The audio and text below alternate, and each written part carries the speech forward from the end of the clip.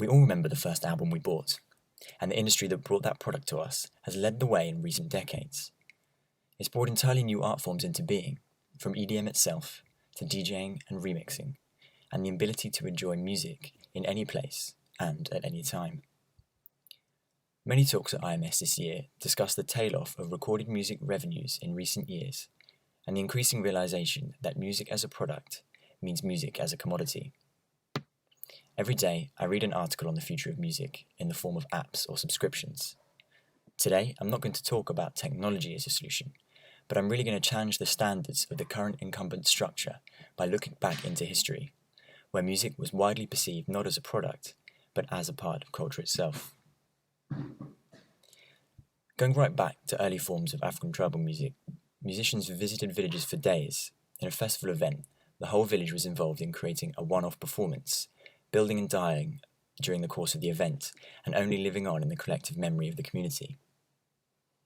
Fast forwarding to the 18th century, classical music was popular for the elite middle class of the day. This music, which was mostly performed by amateurs, but was funded by patrons, either the church or wealthy people who would commission works and even have small orchestras as household staff. The works themselves were not highly valued. Concerts were enjoyed by the public that would be drinking and socializing while enjoying the music, or as a backdrop to religious services. It was a soundtrack to everyday life. Only in the late classical period, composers and musicians started to make a living from performing publicly. This was the beginning of commercially based professional musician. The development of music publishing and then the recording industry then led to a period of commercial music, where music was a product that was financed by sales. What we see in music today is a sum of this period, which lasted around 150 to 200 years, but may be coming to an end. Artists, and increasingly labels, are getting wise to the fact that the value of the art of music lies in live. Music has come from a place of being entirely live and experiential, and every summer there are more and more acts touring with a live tag on their name. Every part of the music-making process, preparation and performance, can and should now be shared live, and not just in a broadcast fashion too, but collaborated upon by the artist's audience. In the modern day, this is their community. This goes back to the world music model and its tribal origins, where the whole community was involved in the music-making process. A good example of this? 3 years ago now, deadmau5 produced a track, The Veld, in a 22-hour live streaming session with thousands of fans watching. The next day, a fan on Twitter uploaded a rendition of the song with his vocals. Also live, deadmau5 discovered and used the vocals for the final version of the track. This is music as a shared experience at every stage, and we should see more of it. Patronage is a broad term, and one that I think is a bit of a no-go for a lot of established labels.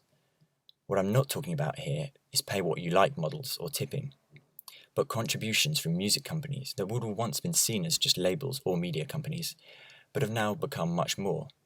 On top of that, I'm also talking about brands in fashion, drinks, and technology.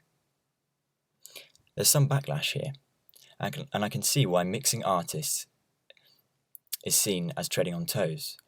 But today, brands patronizing music is not very far from those with money funding the arts in history. What we think as commercially funded music may be an interlude in this longer process. Who's doing this well? In 2011, KTB, signed to Sony, thanked the Rinse family, the Red Bull family, and the Sonar family as benevolent forces behind her music's success. Increasingly on the table for discussion, I think brands patronizing music is a return to a historic model and takes in the music industry to the next level. So here I've discussed a couple of models and how they should be framed in history, not as shocking and dangerous and potentially damaging to the industry, but as ways to break the entrenched mindset of music as a product that has lasted for about 200 years. Right now, I want to start a discussion. My message is simple. Music has not always existed in the forms that we see today. The recorded artifact paid for by mass sales. So a shared experience paid for by benevolent brands is not actually an evolution, but a model that has existed in history and we should consider again now. And after all, Be it a gig or a rave, we all remember the first live music experience we had. So that was my talk. It's more of an essay on historical ideas and their application to the modern music industry. My interest in speaking at IMS comes from my startup Chew. It's a live streaming community for DJs.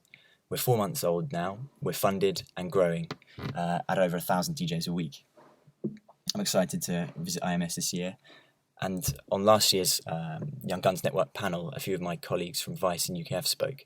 So I'm equally interested in meeting up with similar characters.